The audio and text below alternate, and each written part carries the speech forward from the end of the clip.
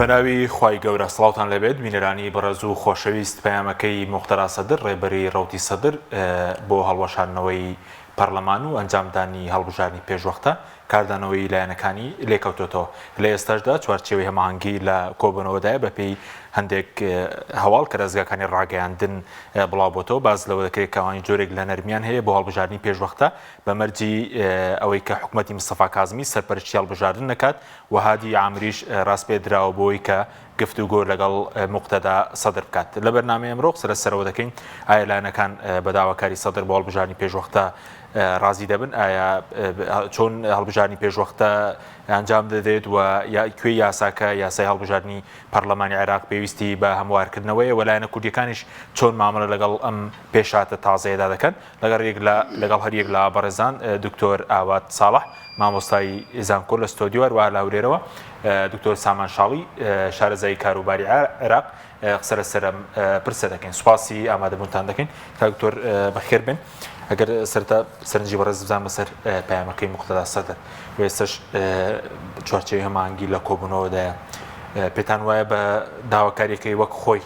ڕازی بن؟ بەناوی خوای گەورە و میهرەبان سڵاو لە جەناب سڵاو لە بینەران سڵاو لە میوانەکەتان ڕاستی کاک حەکیم ئەم دۆخەی عێراق کە هاتە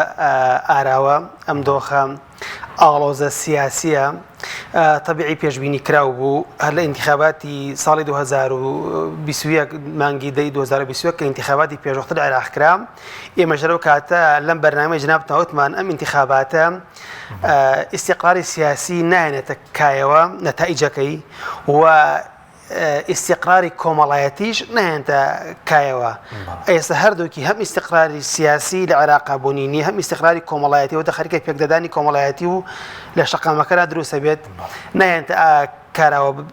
لە دوای نەتائیج ئینتیخابات و ئەوەی کە سەدر و هاوپەیمانەکەی کە لە پارتی و لە سونەکان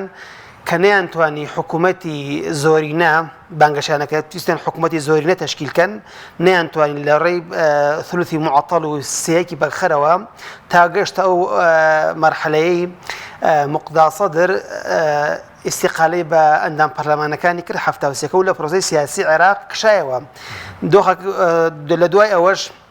ئیتاڵی تەنسیقی خۆیان حازر کرد و کاندیدی خۆیان دیاری کرد بۆ سەرۆک وەزیران محەممەد شیع سوودانی لە دوای ئەمەوە سەدر کاردانەوەی هەبوو بەڕاستی کاندیدەکانی پێ قبوڵ نەکرا و قبوڵی نییە کە ئەڵێ المجرب لا يجرب تاقی کراوەکان جارێکی تاقی ناکرێنەوە ئەوە بوو تا گەشتە ئەوەی کە شەقامی جوڵاند و ئەنجومەی نوێنەرانی عێراق ئێستا معتەسیمەکان و مانگرتوەکانی تایە و خەڵکی تێدایە هەتا دوێن گەشتە ئەوەی کە دوێنێ بڵێن سەدر پەیامێکی هەبوو لە پەیامەکەیە تقریباً چەند خاڵێک کە گرنگ بوو سەرنجی منی ڕاکێشە ئەمانە بوو یەکەم ڕەفزی حیوار و گفتوگۆی لەگەڵ ئیتاری تەنسیقیە بە کولی کرد وتی من جارێکی تر لەگەڵ ئەوانە گفتوگۆ ناکەم لەبەرەوەی گفتوگۆکردن لەگەڵ ئەوانە پێشتر ئەزمونمان کردووە جگەل لە فەساد و ماڵوێرانی بۆ شەعبی عێراقی هیچ شتێکی تری بەرهەم نەهێناوە خاڵێکی تر کە ئەوە بەلای منەوە گرنگە و زۆر تشکی نەخرایە سەر ئەگەر سەری وتارەکەی سەدرکردن ێستا لە تۆڕە کۆمەڵایەتەکان و لە ئەنتەرنێتە هەیە ئەڵێ لن يكون للوجوه القديمة مهما كان انتماؤه وجود بعد الآن ئەڵێ هەموو ئەم دەموچاوانەی کە ئێستا هەن ئەوەی کە لە ئیتاری سیاسی قیادەتەکانیان و ئەوە کانیان ئەڵێ لە ئێستا بەدواوە وجودیان نابێ بمێنێت ئەمەش لە ڕێگەی چیەوە لە ڕێگەی من خلال عملية ديمقراطية ثورية سلمية ئەویش لە ڕێگەی چیەوە لە ڕێگەی پرۆسەیەکی دیموکراسی سەوری شۆڕشی ئاشتیانەوە طبعا عملية ديمقراطي ثوري لە هیچ قاموسێکا بوونی نییە تەنها لە قاموسەکەی سید موقدا سەدرانە بێت ئەنا لە پرۆسی دیموکراسیا شۆڕشیتیان نییە ئەڵێ لەم ڕێگەیەوە ئەبێ ئەمانە لە پرۆسەکە دوورخرێنەوە ئەم دەموچاوە کۆنانە کە بالئەخەص مەبەستی نووری المالکی و خەزعەلیە لە ناو ئیتالی تەنسیقیە لە دوای ئەمەش چییە ثم عملية ديمقراطية انتخابية مبكرة لدوي أمك أمان كرد أم دەموچاوە کوڕانەمان لە پرۆسەکە دوورخستەوە لە ڕێگەی شەقام وەکە ئێستا شەقامی جوڵان وە لە ناوچەی خەزراکە خۆی بە ئازادکردن نایە بردە وتارەکەی پێشتریدا ئەڵێ لە ڕێگەی ئەمانەوە کە ئەمانەمان کردە مەرحلەیەمان تێپەڕان دوای ئەوە لە ڕێگەی پرۆسەیەکی دیموکراسیەوە هەڵبژاردنەیەکی پێشوەختە ئەنجام بدرێت لە دوای حەل و هەڵۆشانەوەی ئەم پەرلەمانە ئێستەوە تەمان سەدر تەکیدی لەسەر ئەمانە کردەوە چەند شتێکی تری وت کە قوربە کە ئیسلاح پێویستی بە قوربانیدانە طبعا لەوە تەقلیدی وتارەکە ئیمام حسینی کرد کە ئیمام حسینی کوڕی عەلی کوڕی ئەبوو طالب خوا لێی خۆش بێت کە لە دەی محەڕەمە شەهید کرا ساڵی 61 هیجری لە عێراق لە کەربەلا ئێستا ساڵیادی مانگی محەڕەمە و لەو کاتەداین هەوڵیدا لەم ڕێگەیەوە عەطف و سۆزی هەموو شەقامی شیعی بجوڵێنە بەلای خۆیدا کە سەدر تەکیدی لەسەر ئەمانە کردەوە بە کوردی موراد ئەعلانەکان بە تاواکارێکی ڕازی دەبن دکتۆر سامان سوپاس بۆ ئامادەبوونی بەڕێزی شت دەمەوێت سەرنجی بەڕێشی بزانم لەسەر کاردانەوەی لایەنەکان و ئەمڕۆ کۆبوونەوەی مەسعود بارزانی و باڤڵ تاڵەبانی شەبوو هیچ پەیوەندیەکی پێدوایە بە پەیامەکەی موقتەدا سەدرەوە بێت یاخود تاکو ئێستا بۆچی بە فەرمی پارتویەکێتی بە فەرمی ڕانەگەاندووە لەگەڵ هەڵبژاردننی پێشوەختەن یاخود ناتەنا سکرتێری مەکتەبی سیاسی پارتی باسی لەوە کردبوو کە هەڵۆشانەوەی پەرلەمان ئاسان نییە طبعا سپاس بۆ ئێوەی بەڕێز و بۆ میانە بەڕێزەکەت و بینەرانی قەناتی پەنا طبعا ئەم کۆبوونەوەی ئیمڕۆ کە کرا بینی پارتی و یەکێتی کۆبوونەیەکە زنجیرەیەکە لە کۆبوونەوە و بەردەوامیش دەبێت وەکو لە بەیانەکەی خۆیانە دەرچووە نزیک بوونەتەوە لەسەر ئەوەی نۆکو هەر کێشەکانی بەغا کێشەکانی هەریمیش هەمووی بە یەک پاکچ بێتەکایەوە حەلی بکەن و طبعا ئێمە وەکو هیوە هەموو کوردێک هێوادارە کە ئەم دوو حزبە و حزبەکانی تریش لە هەرێمی کوردستانە بە پەیامێکی استراتیجی بچنەوە بەغا مەسەلەی ئینتیخابات طبعا بە شێوەیەکی ڕەدیشیان نەکردووەتەوە بەڵام ئالێتی انتخابات و چۆنیەتی پەرلەمان حەلەکرێت ئەوە خۆی لە خۆیان هەنگاوی هەیە لە دەستورە جێگای خستوتەوە یەکەم لە مادەی 64 دوو فەقەرەی تایە فەقەرەی 1 و 2 فەقەرەی 1 ئەڵێ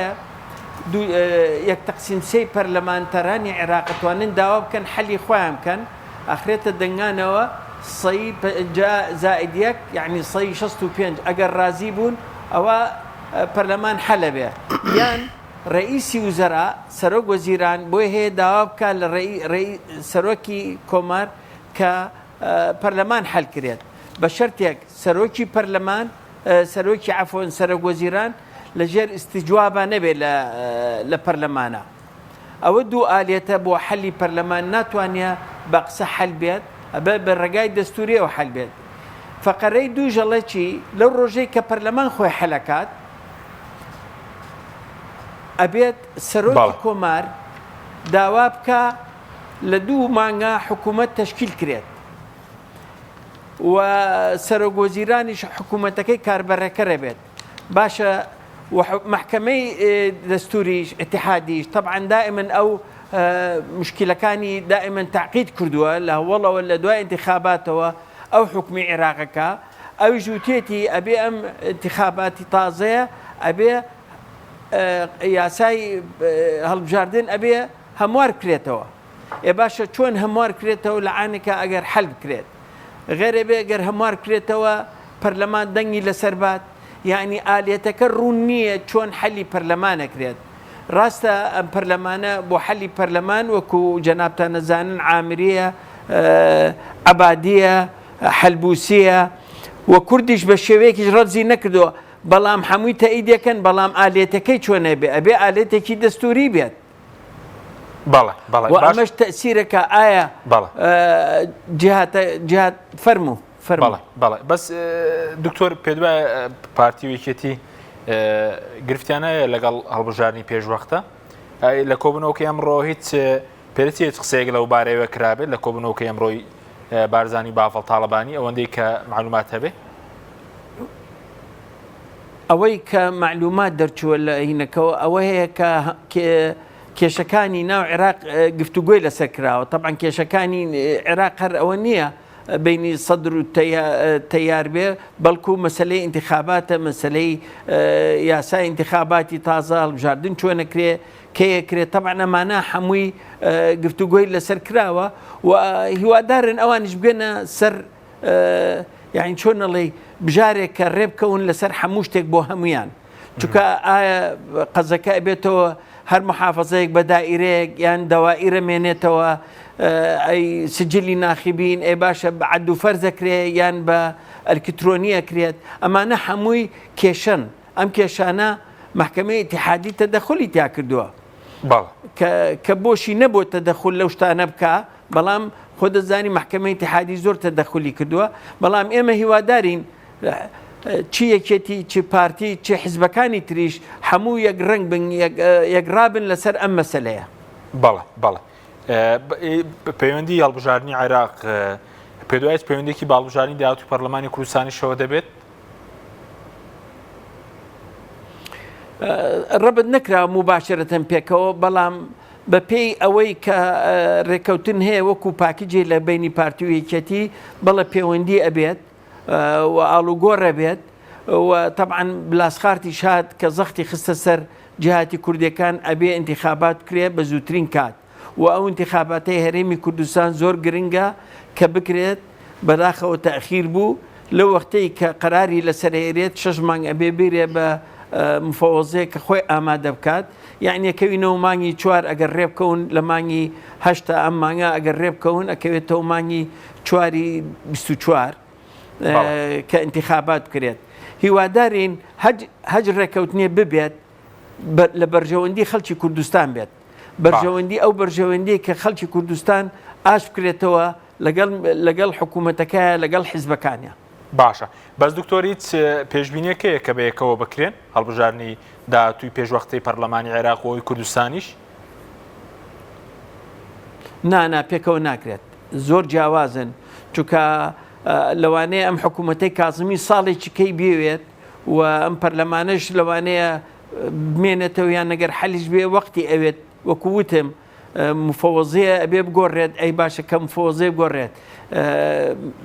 یاسای هەڵبژاردن لە عێراقا هەموار کرێتەوە ئەمەش هەمووی کاری ئەوێت وەختی ئەوێت بڕوان ناکەمە تاکو مانگی دا یان 11 ساڵی 2024 انتخابات کرێت لە عێراقا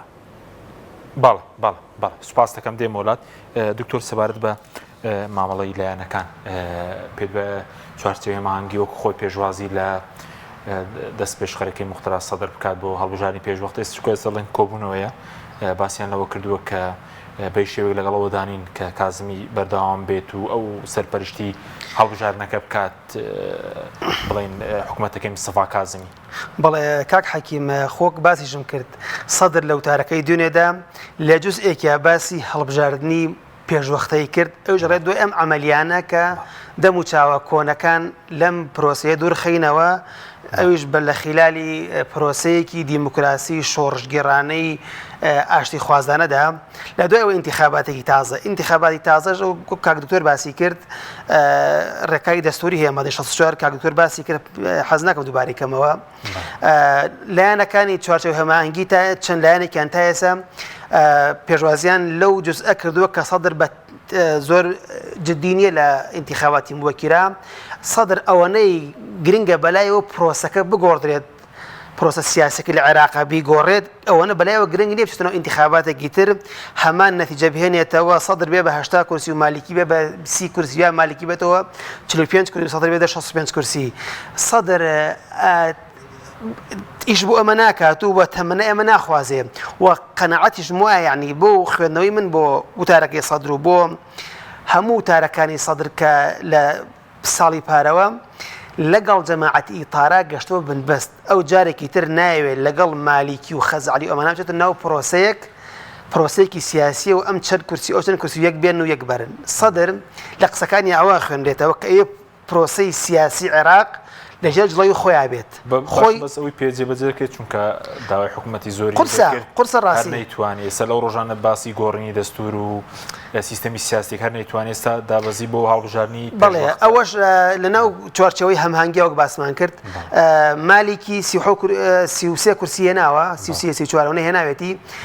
لەگەڵ ئینتیخاباتی پێشوەختانیە بەڵام عبادی پێشوازی لێ کرد حەکیم لەگەڵ انتخاباتی پێشوەختایە هادی العامری تەصریح فتح وتی ئێمەش لەگەڵ انتخاباتی پێشوەختانی پێشوازیان لێ کرد فالح فەیاض ئەوەی حەشتی شعبی بەڵێ وتی تعلیقی هەوە لەسەر قسەکانی سادر وتی ناکرێت لەگەڵ حەلی پەرلەمانانین ئەگەر یەک طرف داوایکە یەک لایەن داوایکە پەرلەمان هەڵبۆشێتەوە لەگەڵ ئەوانین لایەنە کوردیەکانیش تا ئێستا هیچ شتێکی ڕسمی و تێبێژەکانیان قسێکی فەرمیان نییە تەناوی فازڵ میرانی نەوێ ڕێگەیان کە هەڵەشانەوەی پەرلەمان هەروە شتێکی هەروە کرێکارێکی ئاسان نییە مەشکوک و گومانیان هەیە لە پرۆسەکە تا ئێستا هیچ شتێکیان نەوتووە کە ڕەفزیکەنیان قبوڵیکەن بەڵام بە گومانەوە سەیری وەزعەکەن ئەگەر هەڵبژانەکەش دووبارە بکرێتەوە پێشوەختە ئیلا نابێ چوارچێ هەمانگەم داواکارە جێبەجێ بکات 110 پەرلەمانتار لە کۆی یەک لەسەر سێ دەست دەکات بکەشنەوە بەڵێ ئەبێ ڕێکاری یاساییەکەی ئەوەیە کە باسمان کرد کە دکتۆر باسی کرد مادەی 64 لە دەستور ئەڵێ لە بە دوو ڕێگەیەکرێ ئەو یەکەمیان سەرۆکوەزیران بە موافقەتی سەرۆک کۆمار داوا لە پەرلەمان بکە خۆی هەڵوەشێنێتەوە بە ئەغلەبەی مطلقە زۆرنەی ڕەهات دەنگ لەسەر بدرێت یان ثلثی پەرلەمان یەک لەسەر سێەوە سەود ئەندام پەرلەمان تەقدی داوا بکەن کە پەرلەمان حەل بکە هەڵبەشێتەوە ئەوش ئەغلەبی مطلقە واتە زۆرنەی ڕەهات دەنگ بدات لەسەر هەڵوەشانەی پەرلەمان ئەمە چۆن ئەکرێت ئەگە سەدر بێ ئەمە بکە ئەبێ لە ڕێگەی شەقامەوە فشار لە پەرلەمان بکات تاوەکو ئەم ئیجرئاتانە بکرێت ئەمەش بەڕاستی قورسە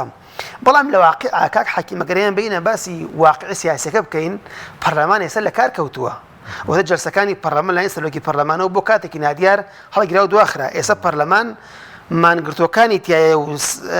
شەقامی سەدر کە جوڵانێتی ئەوە لە ناو پەرلەمانەوە تەحەکوم بە پەرلەمانەوە کات ئێستا وەزعی سیاسی عێراق بە تویتەکانی ساڵح محەممەد العێراقی کە کەس نازانێت ئەمە سەدرە خۆیەتی کێیە ئەو عێراق بەڕێوە بە پەرلەمان کوا دەوری ماوە هیچ داواکاریش کە خودی سەدر داوای کار لەوێ نابێت لە پەرلەمانەوە جێبەجێ بکرێت فعلەن داواکاریەکانی سەدر کاڵێ انتخاباتێک بەڵام سەدر ئەوەی کە لە وتارەکانی گرنگاڵێ جارێ بێ ئەم دەموچاوانە دوورخرێنەوە لە پرۆسی سیاسی عێراق جارێکتر نیانەوە ناو کایەکە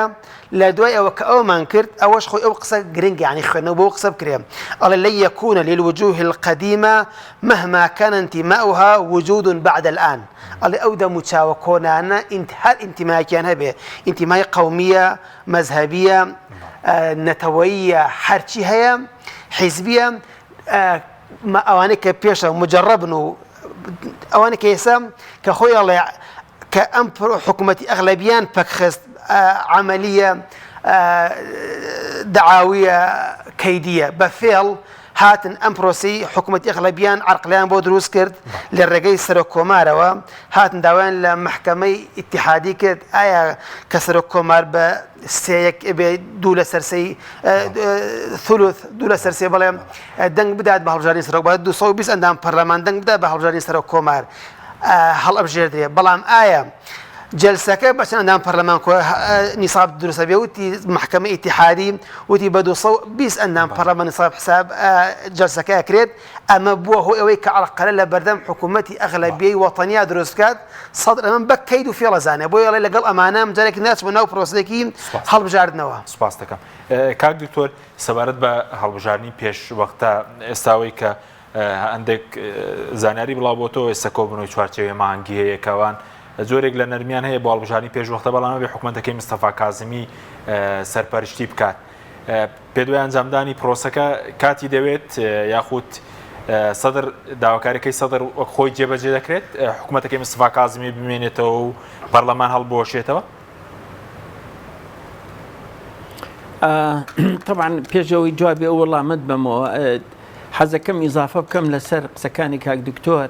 یەک دوو شتی کەی وت سەدر کە زۆر مهمە کە ئەوتی جارێ بە معتەسمینەکانی خۆی وت ئەو جەماعەتە بمێننەوە هەتاکو مەطالیبتان جێبەجێکرێ ئەوە یەک دوو وتی ئیستەفیدوا منی یعنی ئیستیفادەم لێ بکەن لەم زروفەی کە منی تیام ئیستیفادەم لێ بکەن بۆ ئەوەی انتخاباتێکی تازە بێتەوە بە قەناعەتی من لەوانەیە سەدر خۆی هەڵنەبژێرێتەوە بەڵام تەیاری سەدری پشتگیری جەماعەتێک ئەکات لە بێلایەنەکان بۆ ئەوەی لەگەڵ جەماوەری عێراقیە گەورەترین دەنگ بێنن ئەم جارە ئەو دەنگە لەوانەیە بگاتە 120 دەنگ بێهێنن کە کوتلەیەک بن ئەم کوتلەیە کۆیان کاتەوە و ئیسا تەنزیماتێکی ژێربەژێری شەیە بۆ ئەوەی کار بکات لەسەر ئەو مەسەلەیە ئەوە خۆی لە خۆیان گرنگێکی زۆر هەیە و پشگیری دەرەوە و ناوی هەیە بۆ ئەو ئیتیجاها کە ئەو جەماعەتە کە جەماعەتێکی تازە بێن کە ئەو گۆڕانکارانەی کە پێویستە بکرێت لە حکوومەتێکی تەکنۆکراتەوەیەت بم وەکو خۆتانم 19 ساڵ لەمەوە پێش ئەمانە بە تەوافقی هاتوون هەتاکون ئیستا چیان کردو بۆ عێراقیان برد لە خراپەوە بۆ خراپتر لە گەندەڵیەوە لە خزمەت گوزاریەوە لە هەموو شتێکەوە نە تعلیم نە سەحە نە کارەبا نە سناعە نە زیراعە نە گەشت و گوزار هەمووی یعنی دەرماڵ کراوە یعنی کەوتۆتە خوارەوە ڕووخاوە ئێ باشە حکوومەت چۆن وا ئەڕوا دەوڵەت چۆن وا ئەڕوا چەکی بەرەڵا ڕئیس وزەرا قسە ئەڵێ جۆچکە دەبڕین هیچ شتێکی نەتوانێت ئەم حکوومەتە فاسدترین حکوومەتە کاتۆتە سەر حکوم درێژانەوە بەم حکوومەتە یعنی درێژانەوە ساڵێکی کە بە فەساد خۆی مەسەلەکە ئەوەیە ئەمە بمێنێتەوە بۆ ساڵێکی کە سەدر ڕازیە بێ بە ئەوە بەڵام لەم ساڵە ئەبێ ئەو شتانە کاری لەسەر بکرێت کە بگۆڕێت ئەمەش پەرلەمان حەلکرێ ئیستا ئەو ئالێتە دروست نابێت کەواتە حکوومەتێکی تەوارێ دارێن حکوومەتێکی عورفی دارێم حکوومەتە ئەتوانێت شت بکە کە حەلی پەرلەمانی کرد تر کەس نامێنێ کە ئەم قوانینی بۆ دەرخا خۆی قوانین دەرەخا دەستور ئەوساکە معلقە بێت مەسلەی میزانیە معلقە مێنێت خۆی باوەسی خۆی تەسەڕف بە میزانیەکە هەتاکون لەم مۆزعە ئایا ئەمانە ئەم جیهاتانەی کە لە پەرلەمانن قبوڵەکەن پێی یان چی ڕوئات ئەبێ ئەم یعنی کێشانە هەمووی ڕوون بێت یعنی بە ئەوە نابێت بە شخصێک کەوتی ئەبێ پەرلەمان حەل بێ حەل بکرێت یعنی ئەبێت تەوافقێک هەبێت لەسەر حەلی پەرلەمان و ئالێتێکی شەبێ چۆن ئەم پەرلەمانە حەلەکرێت و چۆن انتخاب هەڵبژاردننی تازە ژەکرێت لە عێراقا باشە بەس دکتۆر وتت حکوومەتەکەی مستفا کازمی هۆکاری بڵێن کەسە زۆر خوازیاریەوەیە کە بمێنێتەوە بۆ چییە بۆچی دەوێت حکوومەتە بمێنێتەوە بەڕێزت وتت خراپترین حکوومەت بووە ئەی بۆ سەدر زۆر داکۆکی لەوە دەکە کە تاڵبژارین داهاتووەم حکوومەتە بمێنێتەوە ڕاستە خراپترین حکوومەت بووە بەڵام ئەم لەوانی تر باشترە لای یعنی مستەفا کازمی باشترە لای ئەوان چونکە مەقبولێتێکی ناوچەکەی هەیە و توانێتی هەچۆنێ بێ یعنی ناوە ڕابگرێت بەڵام هیچ سەیتەرەیەکی نیە ئەوە ئەبینیت هەرێمی کوردستان بە هەموو لایەکەوە بە موشک لێیان سنوورەکانی تورکایەتە ناوە بەهوسی خۆی ئاومان لێ بڕن لە تورکیاوە لە ئێرانەوە یعنی هیچی پێ ناکرێت یعنی حکوومەتێکی زۆر لاوازە و پارە سەرفەکە بە لێشاو بۆی مێنێتەوە چونکە ئەو دەستکەوتانێک کە ئیستا هەیەی ئەگەر لابرێ نامێنێت و ئەوەش بزانە خۆی سەدریش بەشەکەن لەم حکوومەتە وەزیری هەیە شتی هەیە ئەی باشە بۆ ڕایان ناکێشێتەوە سوالێکی یعنی حەقە جادە لێ پرسیە بۆ ڕایان ناکێشێتەوە بەڵام سەدر جادە لەگەڵایەتی شەقام لەگەڵایەتی تشرینەکان ئیستا قسمێکیان هاتوون لەگەڵایەتی بۆ چونکە داوای ئیسلاحەکە و ئەم ئیسلاحەش ڕاستە بەم حکوومەتە ناکرێت بەڵام بەرەو ئیسلاح ڕوات بەرەو ئەوە بتوانێت نەقلیکا بۆ ئەو شتە و کازمیش لە قسەی سەدر دەرناچێت بۆ معلوماتەن یعنی سەدر هەچێکی پێ بڵێ ئەیکات لەبەر ئەوە سەدر بمێنێت ئێستا ئەم بمێنێتەوە باشترە لەوەی ڕئیس وزەرایەکی ئیتاری ببێت بە ڕئیس وزەرا کە بە قسەی نەکا بۆیە ئەم اعتیسامە بوو بۆیە ئەم ناڕازەیە کە دروست بووە لەسەر ئەو ئەساسەیە باشە یعنی پێ دوای ئێستامانەوە لە پەرلەمان بەس بۆیە کە تا ساڵێکی داهاتوو حکوومەتەکەی مستەفا کازمی بمێنێتەوە تاڵبژاردنەکە دەکرێت هۆکارە سەرەکیەکەوەیە دوو ڕێگایە وتم هەیە یان ئەبێ ئەم مێنێتەوە کازمی هەتاکون یاساکان ڕۆبە ڕێگاوە تاکون یاسایەکی انتخابات یان هەچۆنێ بێ ڕێبخرێت لەگەڵ هەموو ئەطرافەکانە یان ئەوەیە ئەملاچەیە هەموو ئەطرافەکان رازی بن حکوومەتێکی ئینقازی وەتەنی پێڵەن بۆ ساڵێک ئەمانە چێ بابراوە تەکنۆکراتێک ئەبێ یەکێ بێلایەن بێ لەگەڵ تیمەکە بێن وەزارەکان هەمووی هەڵبژێڕێت کە کەستە دەخول نەکات لەم هینانە طبعاً بە حوسەکانی کە هەیە بەڵام خۆیان ڕئیس وەزیرەکان هەڵەبژێن لەسەر ئەساسی میهەنی نۆکو لەسەر ئەساسی حزبی و ئینتیمای حزبی بەڵێ ڕاستە لەو حزبایە بەڵام میهەنین خەڵکی هەموو حزبەکان چێ حزبەکانی شیعایان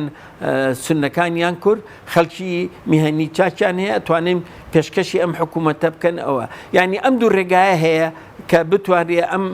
ساڵە بڕوات و تاکوون هەڵبژاردن بکرێت. بەڵێ سوپاس دەکەم دکتۆر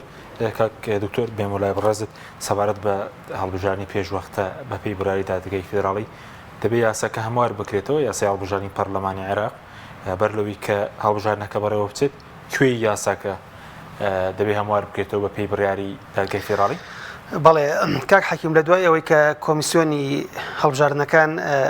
ئەنجامی هەڵبژاردنەکەی نات بۆ محکەمەی ئیتیحادی دەرگای فیدراڵی محکەمەی ئیتیحادی تەصدیقی نەتائیجەکانی انتخاباتی کرد هەرچەند لیستی فەتحادی عامری شەکوای هەبوو لەسەر نەتائیجی انتخاباتەکان کەوتی گزی کراوە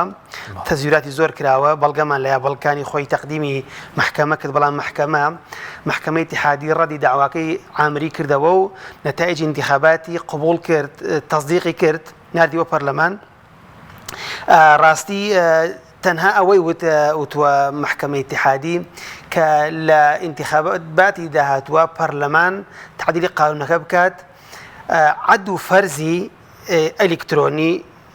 بکرێت بە عەد و فەرزی یەدەوی واتە بەڵێ جیاکردنەوە و ژماردنی دەنگەکان لە ئەلکترۆنیەوە بکرێت بەدەست واتە لە بنکەکانی دەنگدانا لە مەحەطەکان و وێزگەکانە لە جیاتی ئەوەی کە جاران بە ئەلکترۆنی بوو ئێستا بەدەست دەنگەکان وەکو انتخاباتەکانی ساڵانی ڕابردوو نەگەی 2020 پێشتر جیا بکرێتەوە عەد و فەرز بکرێت لە مەحەطەکانە کارمەندانی کۆمیسیۆن بەدەست جیای بکەنەوە و هەر حیزب و کیانێک کوتلەیەک نەتائیجەکەی خۆی لای پێ بدرێت و پاشان بەو شێوەیە نەتائیجی کۆتایی ڕابگەێنرێت تەوسیەوەی کردووە هەرچەند ئەمەش ناڕزایی لێکەوتەوە وتیان ئەمە تەدەخولی سوڵتەی قەزائیە لە سوڵتەی تەشریعیە ئەمە ئیشی پەرلەمانە ئیشی محکەمەی ئیتیحادی تەدەخل بۆ ئەوانە بکە هەرچەند محکەمەی ئیتیحادی تەدەخلاتی زۆرە لە زۆر یاساکانە تەفسیری کۆمەڵە تەفسیری تازەکە بۆ بەندەکانی دەستور بۆ یاساکان بۆ بەڵام یاساکار لە پەرلەمان هەموار یاسا لە پەرلەمانەکرێت بەڵێ بڕاوەتەوە هەمواری یاساکە لە پەرلەمانەکرێت خۆی ئەم هەڵبژاردنەی پێشوەختە طبعا من قەنەعەتم وایە حتمی ئەوەیە بکرێت انتخاباتی پێشوەختە چونکە ئەم ئەنجامی هەڵبژاردنەکانی 2021 ئەم دۆخەیە ناوەتە ئاراوە ئەم دۆخەش هیچ سەقامگیریەکی سیاسی تێدا نییە سەقامگیری کۆمەڵایەتی نایەناوەتە جێم لەبەرەوە بێ انتخاباتی تازە بکرێت انتخاباتی تازەش پێویستی بەوەیە کە کوتلە سیاسیەکان لەسەر یاسای هەڵبژاردن ڕێک بکەون ئەمە یەک لەسەر کۆمیسیۆن ڕێک بکەون ئەمە گرنگە ئایا بە هەمان یاسای ساڵی 2021 کە انتخاباتی پێکرا ئاکرێت بە هەمان کە عێراق دابەشرا بۆ سەر 86 بازنە انتخابی بە هەمان بازنەکان یان بە چی یاسایەکی تر ئەمە بێ مومی لە پەرلەمان ئەگە هەمان یاسایە بێ پەرلەمانی قەراری لەسەر بکات ئەگەر تعدیلی تیا بکرێت ئەبێ پەرلەمان تعدیلی کاتەوە بۆیە بكل الأحوال ئەبێ ئەمە بە فلتەری پەرلەمانە تێپەڕێت هەڵۆشانەوەی پەرلەمان هەڵبژاردننی پێشوەختە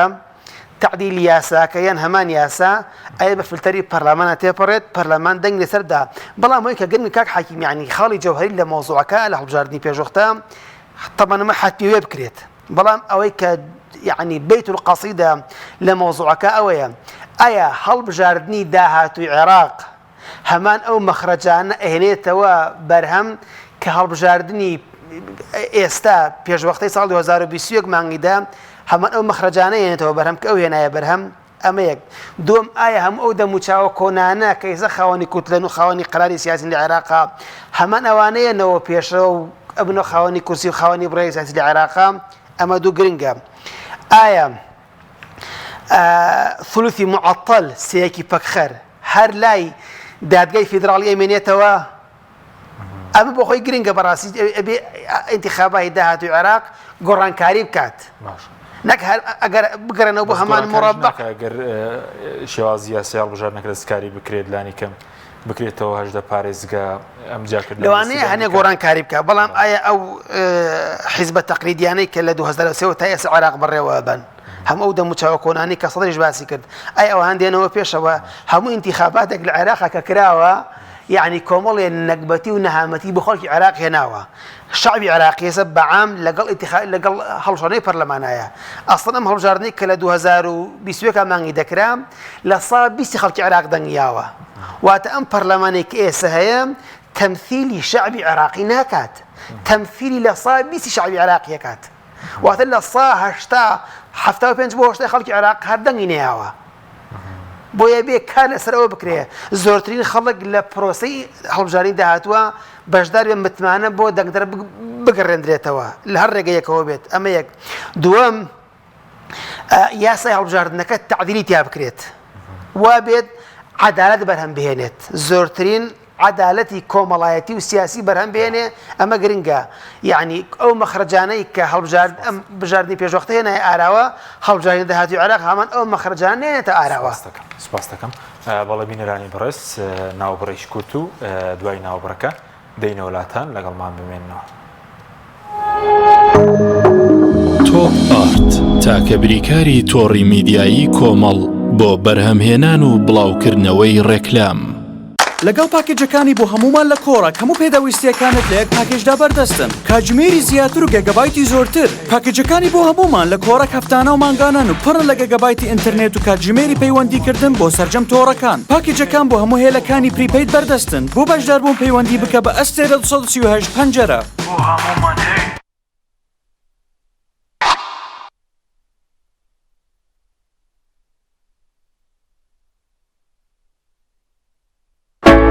کۆمپانیای ئاکۆکەریم بۆ ماڵێکی ئارام ژیانێکی جوانتر کۆمپانیای ئاکۆکەریم ئەزمموی چەندین ساڵ لە دابینکردنی ئەلەمنیۆمی عازل و سیستم و دەبڵ شوشەی سکۆریت و لوئی دژەخۆر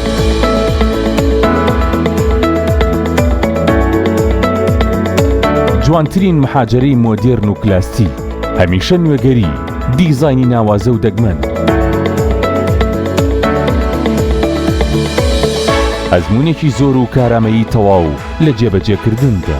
دەرگا و پەنجەرەکانمان بێهاوتایە لە کوالتی و مانەوەدا جوانیەکی شایستە بە بیناکەت دەبەخشین لەگەڵ ئێمە دڵنیایت کە هەڵبژاردنەکەت دروستە تۆش ماڵێکی ئارام و ژیانێکی جوانتر هەڵبژێرە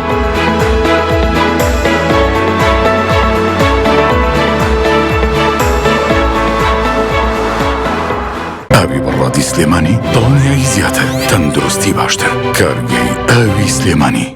دڵنیا بمبینیە ئەو جبسەی وێنەی نییە هەردامێکی بخۆشە بۆ من بە ئەو بۆ تۆشە ئادەی پێ بڵێن چییە؟ نییە هەندی نییە جبسی نینی تامێکی لە یاد نەکراوە تۆپ ئارت تاکە بریکاری تۆڕی میدیایی کۆمەڵ بۆ بەرهەمهێنان و بڵاوکردنەوەی ڕێکلام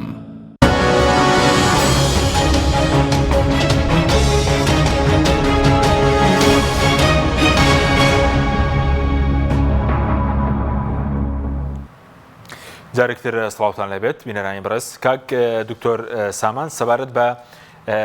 داواکاری سەدر هەبوو پێشتر لە وتارەکەی پێشتری بۆ گۆڕینی سیستەمی سیاسی و بۆ دەستور هەوکاری چیە کە ئەم جارە پاشەکشێکە تاتە سەر هەڵبژاردنی پێشوەخت پەیوەندی بۆەوەیە کە خۆی لە پەرلەمان نەماوە چکەم گۆڕینی دەستورەکەم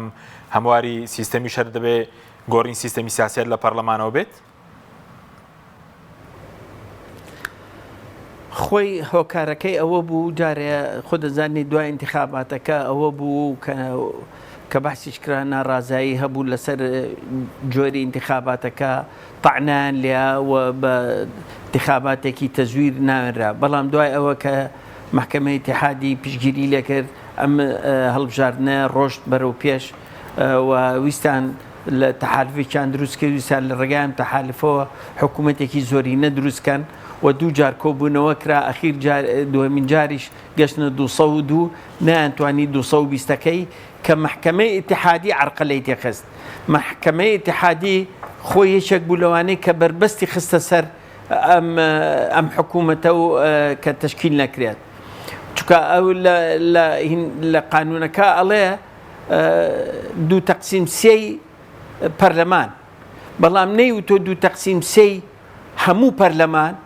یان لە 2/3 زۆرینەی پەرلەمان بەڵام ئەمان هاتن یەکسەر چوون بۆ زۆرینەکە بۆ ئەوەی 220ەکە تشکیلکرێن ئەمەش ئەمێنێتەوە تازە نابێ بگۆڕێ اللهمە محکەمەی اتحادی جارێک کەش کوشێتەوە لە قرارەکانی وەکو قرارەکانی تریشی ئەوە مشکلەیەکی گەورەیە بۆ محکەمەی اتحادیە بەڵام لەبەرەوەی محکەمەیەکی اتحادی مسەیەسە هەموو شتێکەکات ئەیەتە بەندێکی بۆ دەزێتەوە لەبەر ئەوەی کە مەسلحەی گشتی هەیە ئەوە کە عەلا کولن سەدر ئینسیحابی کرد کە ئینسیحابی کرد بزانە ئەمان چی ئەکەن یەکسەر حەلبوسی یەکسەر هینەکانی قبول کرد ئیستیقالەکان یەک بەیەک ئەمە کوتلەیەکە ئیستیقالەی کردو ئەبووە بچوایە ناو پەرلەمان دەنگی لەسەر بێری ئەوەی نەکرد یەکسەر داواشی کرد جەلسێکی ئیستیسنایی دروست بێت یعنی داوای کردن وەرنەوە بۆ ئەوەی جێگاکانیان پڕکەنەوە ئەمە هەمووی لە خۆیان پەلەپەل بۆ ئەوەی حەلبوسی خۆی یەکشت بکە و سەرکەوتوو بووتیا کە هەیئەی ڕئاسە بگۆڕێ بە ڕەئاست یعنی جاران هەیئەی ڕئاسە هەرسێکیان یەک ئەبوایە پێکەوە دایان بەرنامەی و نائیبەکانیش حەقی ڤیتۆیان هەبوو ئێستا ئەوە نەما نائیب بۆ ڕئیسەکانی ئەوە سەرکەوتوو بوو بۆ ئەوەی چووکە حاکم زاملی زۆر زەختی کردبووە سەر حەلبوسی و حەلبوسی یعنی بەڕاستی حەسری کردبوو لە قەراراتیا دوای ئەوە تەماشاکێک کە دوای ئەوەی کشایەوە سەدەر و ئەوانی کە کشانەوە و ویستیان بە پەلە کە جگایان گرت ئەوە بوو کە ڕێکەوتن کە ڕئیس وزەرایە دابنێن و سوودانیان هێنا سوودانی کەس گلەی لێ نێ وەکو شەخص بەڵام مادام ڕەبتە بە مالیکیەوە مالیکیش ناوەکەی ئەویشی خراپ کردووە و مەرجعیە لە المجرب لا یجرب لەبەر ئەوە ئەم تازانە ئەبێ بگۆڕێن ئەبێ جهەتێ بێ هەموو ڕازی بن لەسەری ئەم جهەتە ئەبێ ڕئیس وزەرایەکی وەکو دائمەن بەحسێکەم ئەبێ سەربەخۆ بێ تیمێکێ بێ بەرنامەیەکێ بێ ئەم بەرنامەی پێشکەشی حکوومەتی بکە حکوومەتەکە یان پەرلەمان لە 30 ڕۆژە چێکە لە 100 ڕۆژە چێکە لە 6 مانگە چێکە لە ساڵێکە چێکە لەسەر ئەو بەرنامەیە ئەبێ محاسبەی بکە کە ڕئیس وزەرایەکی وا هات و توانی ئەم بەرنامەیە ببرێتە پێشەوە و بتوانێت مەسالیحی عێراق بپارێزێت نۆکو هەر لە ناوە لە دەریشەوە کە سنوورەکان بپارێزێت مەسەلەی ئاو هەیە مەسەلەی ئەو تەعەدایە کە ئەکرێتە سەر عێراق لە هەموو لایەکەوە و بتوانێت ئەم تەدەخولانە هەمووی بوەستێنێت و بتوانێت جارێکی تر اقتصادی عێراق بەرەو پێشەوە بەرێتەوە تەمان خۆتان نزان ئێستا پارەیەکی زۆریەتە ناو عێراقەوە هەمووی سەرفەکرێت بە ملاوبەولا ئەڕوات یان ئەچێتە خەزانەی عێراقەوە خەزانەی عێراق پێویستی پێی نییە پارەکە برێ خەڵکەکە میلەتەکە پێویستێتی هەلی کار بدۆزێتەوە بۆ گەنجانە اقتصاد بجوڵێتەوە سەحە ببوژێتەوە تعلیمی عالی ببوژێتەوە تقریبا 80 میلیارد سەرف کراوە لە کارەبا لە 2023 تاکو ئێستا کوا نە لە عێراقا هەیە نە لە هەرێمیشە هەیە هەرێمیش بە هەمان شێوە لەبەر ئەوە بێ حکوومەتێ بێ عێراق بە یەک چاوسەیر کرێت وە گەندەڵی نەهێڵێت و ئەو ئیسلاحی کە سەدر و تەیاری سەدر و هەموو لایەکان داواکە لەو ڕێگاوێت بەڵام بەم ڕێگایی ئەمانەی کە لەسەرن جەماعەتی خۆیان بێنە سەر حکم و حکمکەن بەم شێوەیە قەت عێراق ئیسلاحی تیان ناکرێت باشە دکتۆر دوای دێمەولا سەبارەت بە گۆڕین دەستور و سیستەمەکە دێمەولا دکتۆر سامە دکتۆر ئاوات سەبارەت بە هەڵویستی لایەنە کوردیەکان وەکو پێشتر وتم ئێستا ئێستا بە فەرین پارتیویشی تێڕان نەگەیاندووە ئێستاش سکردەری مەکتەبی سیاسی پارتی ڕوونکردنەوەی داوا دەڵێ ئەو هەڵوەستی شەخسی خۆم بووە نەکی پارتی کەوتومە هەڵەوشانەوەی پەرلەمانی عێراق کارێکی ئاسان نییە دوای پارتیویشتی لەگەڵ هەڵبژاردننی پێشوەختەدا نەبن کاک حەکیمەک باسمان کرد تا ئێستا هیچ شتێکی فەرمیان نییە بەڵام ئەگەر وەکو ڕای خۆیان وەکو بەرژەوەندیان ئەو حەجمێک کە هێناویانە و کورسانەیە کە هێناویانە بەو قسانەی کە لەسەر نەتایج انتخاباتەکە هەبوو بەدڵنیاییەوە لەگەڵ انتخاباتی پێشوەختانین لەوانەیە ئەوان قناعەتیان وابێ بێ ئەم دۆخە بەم شێوەیە بمێنێتەوە بەردەوام بێ وەز عێراق ئاڵۆزی بەم شێوەیە لە مەسلحەت و بەرژەوەندی ئەوان ئاوا بمێنێتەوە بەڵام وەزەر ئەوە نامێنێتەوە بە قناعەتم انتخاباتی پێشتر ئەکرێت انتخاباتی پێشوەختە ئەکرێت شتێکی بۆتە حتمی یعنی ئەنجومەی نوێنەرانی عێراق سوڵتەی تەشریعی ئێستا پەک خراوە ئێستا خۆپیشاندەری تایە یعنی لە بەردەمیان خێمە هەڵدراوە هیچ شتێک نەماوە ناو پەرلەمان یعنی پەرلەمان کارای کە جاران ئەنجومەی نوێنەرانی عێراق کارا بوو محاسبەی وەزیرێک لێ پرسنەوەیە کرد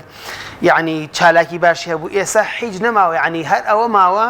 موعیدی انتخاباتی داهاتوو ئیعلان بکرێت بەس ئەوە ماوە لە ناو چوارچەوەی هەماهەنگیشە ئەوەدە عەبادی حەکیم عامری رازین پێی و ئەبێ تەسلیمی ئەمری واقعیش بنەوەی کە سەدە داوای کردووە بێنە پێشەوە انتخاباتی پێشوەختە بکرێت سەرەتای انتخاباتەکە نەتایج انتخاباتەکە ئەمان ئیطاری تەنسیقی داوای ئیلغاکردن نتایج انتخاباتە نەکردن انتخاباتی پێشوەختە بکرێتەوە بەڵێ داوایان نەکرد ئێستا سەدر داوایەکە ئەبێ ئەمانیش مالکی پێشوازی لێ کردووە لەوەی کە بکرێتەوە مالکی تا ئێستا بەڕسمی نەخێت پێشوازی لێ نەکردووە لەبەرەوە مالکی خۆی زیاتر لە 30 کورسی هێناوە بە حقبە و حیسەکەی خۆی ڕازیە تەسەوڕ ناکە لە انتخاباتێکی داهاتووە ئەو ئەنجامان بهێنێتەوە و ئەوانشی کە لە ئیطاری تەنسیقیا کورسیان کەم هێناوە ئەوانەی کە باسمان کرد لەگەڵ هەڵبژاردنەوەدان و لەگەڵ هەڵبژاردننی پێشوەختدان و قەناعەتیشمان وایە یعنی انتخاباتی پێشوەختە ئەبێ هەر بگات چونکە ئەنجامی ئەم انتخاباتە ئەم وەزەی هێناوە ئاراوە سەدر چی دەوێت دیارە چی دەوێت هەر هەڵبژاردن پێشوەختەکەی دەوێت سەدر ئەوە قسەکانی ئەخیر قسەی کە دوێنێ کرد ئەو خیتابە سیاسی ئەوە تا بۆ باسی گستەرتای بەرنامەکە ئەڵێ بێ ئەو دەموچاوە کۆنانە لە ئێستا بە دواوە نەمێنن ئەمیش لە خلال چیە پرۆسەیەکی دیموکراسی شۆڕژگێڕی ئاشتی خوازانەدا واتە جوڵان ئەمە عین تەفسیرەم بکە ینی لەوانەیە ئابەم نەسە کە دوێنێ وتی بەمش لەسەر بینەی ئەنجومەنی وەزیران بۆ منەسەر تەصفیە بکات تەصفیەی سیاسیەکان بکات و کۆتایی بە و وەزع سیاسی بێنێت و بەدەسەڵات بێنێت و لە خلالی ئەوە ئیعلانی حکوومەتێکی دەموچاوێکی کۆن نییە لە وتارەکەیدا ئەگەر بگەڕێنەوە سەر ئەوە مقارنە بکەین بە دڵنیاییەوە سەدر لە 2003ەوە کە ئەمیش لە پرۆسی سیاسی عراقیە بەشدارە و خاوەنی کەلیمەیە خاوەنی وەزارەتە پێگەی گرنگیە بۆ لە وەزارەتەکانی کابینەکانی حکوومەتی عراقیە ئەسڵەن ئەگەر وەزیرەکانی سەدر لە وەزیرەکانی چوارچەوەی هەمانگی گەندەڵتر نەبوو بن هیچ جوان کەمتر گەندەڵیان نەکردووە هەمویان یەکشتن بەڵام سەدر ئێستا هاتووە سوار شەپۆلی ناڕەزاییەکانی ساحەی عێراقی بووە ئەم ئیسلاح و چاکسازی گرتووە بەدەمیەوە سوار ئەم شەپۆلی ناڕەزاییەوە چونکە ساحەی عێراقی کاک حەکیم ئێستا زۆر لەبارە بۆ لایەنێکی خۆی کا بە معارەزە و ئیش لەستکە لەبەرەوە عێراق وێرانە بێ خزمەت گوزارە لە 2003ەوە بێ کارەبایە بێ ئاوە بێژیانە لە نیسبەیەکی زۆر لە خەڵکی عێراق لەژێر هێڵی هەژاریەوەیە یعنی ئەگەریشتە شارەکانی عێراق وەکو مەزبەلەیەک وایە پیس و پۆخڵ هیچ خزمەت گوزارێکی تێدا نییە ئەوەی کە لە عێراقا هەیە تەنها موچەل لە کاتی خۆیان ئەدرێت تەنها ئەم خاڵە ئیجابیە ئەینا عێراق لە ڕووی خزمەت گوزاریەوە لە هەموو ڕێکەوە بەڕاستی عێراق وێرانە هەڵوەشاوە بۆیە هەر کەسێک هەر سیاسیەک بێت ئێستا ئەم شەپۆلی ناڕەزاییانە ئیدعای چاکسازی بکات سوار ئەم شەپۆلی ناڕەزایی بێت و خەڵک بێن سەر شەقام بەڕاستی خەڵک ئەوەی ئەوێت ئەوەی کە ئیطاری تەنسیقی تا ئێستا ئیدعای چاکسازیان نەکردو ئیدعای معارەزەبوونیان نەکردووە هەر ویستویانە لەناو حکوومەتا بن حکوومەت خۆیان خاون بڕێرە بن تێیدا کێکە لای خۆیان بێ خۆیان بیخۆن بەڵام سەدر بۆ هەموو گەندەڵی خۆیەوە توانی ئەو هەنگاوە بنێت 73 پەرلەمانتاری خۆی ئیستیقالە پێ بکات داوای هەڵبژاردن تازە بکات باش سپاس دەکەم دێم وڵات دکتۆر سامان سەبارەت بە داواکاری سەدر بۆ گۆڕینی بڵین دەستور و سیستەمی سیاسی پێشتر لە وتارەکەی پێشتری هەبوو بە زەمجارە پاشەخشەیە کردووە هۆکاری پاشەخشەکەی چی بوو ئێستاش هەندێک هەواڵ بڵاوکراوەوە لە ڕاگەنەکان باز دەکەێت کە ئێستا کۆبوونەوەی چوارچەوی مانگی هەیە باز دەوەکن کەوان سوورن لە سەرکاندیدەکەی خۆیان بۆەوەی کە تا انتخابات حکوومەتێکی تر پێک بێنرێ بە سەرۆکاتی محەممەد شیع سوودانی دەتوانن ئەمە بکەن یاخود شکست دێنن. یەکەم گۆڕانی دەستور ئاسان نییە ئەو قسەی کە کردی دەستور جادە ئەوەیە طبعا ئەو دائما لەگەڵ مەشاعری جادا قسەکە ئەوە یەکێکە لە خاڵە بەهێزەکانی ئەوەیە مداعبەی مەشاعری جادەکە ئەوە لەوە سەرکەوتوو بووە و تەماشاکەی کە گوێ لە سەدرەکانەکەی ناو پەرلەمانە هەموو داوای تەغییری دەستورەکەن هەموو یاریەکەن بەڵام دەستور ناگۆڕێ بەو ئاسانە دەستور ئەمە عهدێکە نووسراوە عقدێکی تەعهودیە لە بینی میلەت و ئەو جیهاتانەی کە یەتە سەر حکوم بیبا بەڕێگاوە. ئەم دەستورە خۆی باشترین دەستورە لە ناوچەکە لە زۆر ڕۆوە ڕاستە هەندێک خاڵی تایە کە ئەبێت تعدیل کرێ بەڵام تعدیلی دەستور ئالێتێکی دەستوریشی تایە ئەو ئالێتە ئەڵەیە ئەگەر هاتوو سێ محافەزان ڕازی نەبوون هیچ شتێ ناگۆڕێت لەبەر ئەوە ئەگەر مەساڵحی کورد لە هەشت تعدیلێکە زەرری لێ ببرێ یان کەم بکرێتەوە کەواتە هەرێمی کوردستان بە یەکدەنگی ئەبێ بڵێ نە لەبەر ئەوە تعدیلەکە ناکرێت ئەو تعدیلانە کە ئەکرێت کە مەسلحەتی کورد ئەگەر وەکو خۆی نەمێنێتەوە بێ زیاتر بکرێت باشە و ئەم گەڕانەوەی کە لە مەسلەی دەستور ئەوەیە مەسلەی ئەوەی کە ئەوان ڕئیس وزەرای خوان مصرن لەسەری و ئەیانەوێ ئەو بێ بۆ ڕئیسا بۆ مەرحلە ئینتیقالی ئەوە ناکرێت بە هیچ نەوعێک چونکە سەدر نەئێڵێت پەرلەمان کۆبێتەوە و نەئێڵێت سوودانی ببێ بە ڕئیس وزەرا چونکە ئەمە ئیسراری ئەوڵ و ئەخیر نۆکو مەسەلەی ئیتارە مەسەلەی هینە خۆی مالیکی خۆیەتی چونکە ئەمە پیاوی مالیکیە معروفە باش نەسراوە لە 2019 نیشانەی کرد دەرنەچوو طبعا خۆی ئیستیقالەیە لە حزبی داعوە بەڵام خۆی بیر و باوڕ و بۆچوونی هەمووی حزبی داوەیە و مالیکی دروستی کردووە پیاوی مالیکی لەبەر ئەوە بە هیچ نوع شەقام زیاتر ئاگرێگرێت و بە هیچ نوعێ ئەمە قبول ناکرێت لە ئیتاری تەنسیقی کە ئەم ئیسرارە بکەن و سەدری ژووتی لە قسەکە ئەبێ بمێننەوە لە اعتسامەکەتانە هەتاکون داواکاریەکەتان جێبەجێکرێ بەڕوونی ئەو قسەی کرد. بەڵێ سوپاس دەکەم کاکتۆر کودوا پرسیارش بۆ جەنابەت ئەوەی کە ئێستا ئەگەر ئەوان ڕازی نەبن بە حکوومەتەکەی مستەفا کاظمی سەرپەرشتی هەڵبژار بگات چوارچێوەی مانگی سەدریش ڕازی نێ بە حکوومەتێکی کاتینوی پێک بێنرێت ئەی هەڵبژارنەکە هەر دەکرێت بە قەناعەتی خۆم بەپرسیش نەم قسەیەم سەدر لەو خاڵانەی کە ڕێگەیان و تەراجع ناکات تەراجعی لێ ناکات انتخاباتی داهاتوو انتخاباتی هەڵبژاردننی پێشوەختە حتمی ئەوێ بکرێت